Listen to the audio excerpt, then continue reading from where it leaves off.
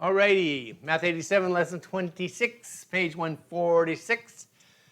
We have multiplying and dividing mixed numbers. I just have multiplication up here to start with. Anytime you multiply or divide mixed numbers, you have to. You cannot use proper fractions. You cannot use proper fractions. Before you can multiply or divide, you have to have improper fractions.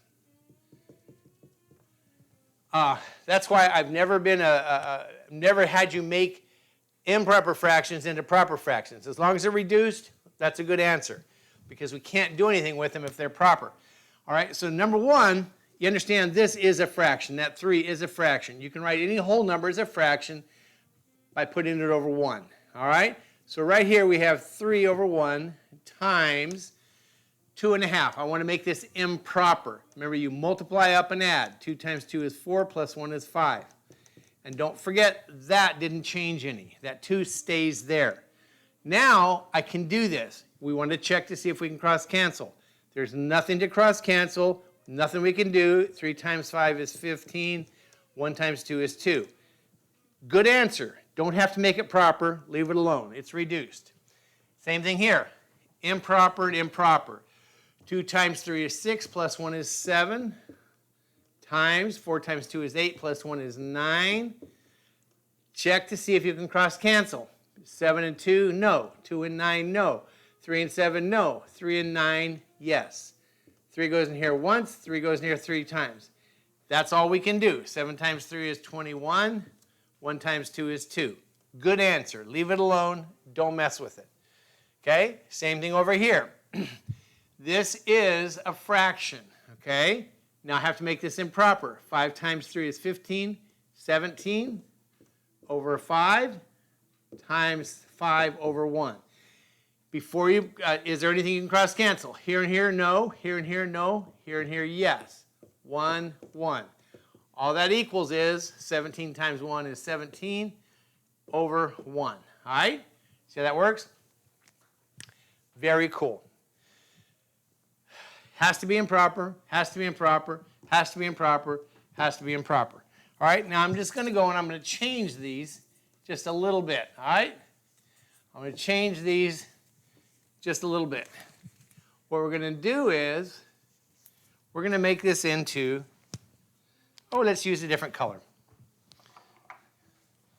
Division.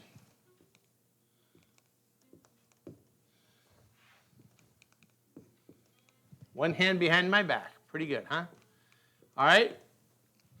When I'm dividing, it's the same rule. I can't do anything until everything is improper, okay, or in fractions. So this one here, we're going to put over 1. Divided by 2 times 2 is 4, plus 1 is 5 over 2. All right? Now, when I divide by a fraction, what do? Invert and multiply. Okay, I'm going to invert this one right here. I'm going to invert the second one. So it's 3 over 1 times 2 over 5. All right, nothing I can cross cancel, so you just multiply. Top times top is 6, bottom times bottom is 5. Great answer. Leave it alone. You don't have to make it proper. Same thing here. I'm dividing, but before I can do anything, I have to have improper fractions. 3 times 2 is 6, plus 1 is 7 over 3. Divided by 9 over 2. When I divide by a fraction, I invert and multiply. So it's 7 over 3 times 2 over 9. Now you check to see, is there anything you can cross cancel? Top to bottom? No. So we're just going to multiply on top. 7 times 2 is 14. On the bottom, 27. Done. Can't reduce it. If you reduce here, this is reduced. All right, same thing here. 15, 17, I'm going to regret this one, over 5, divided by 5 over 1.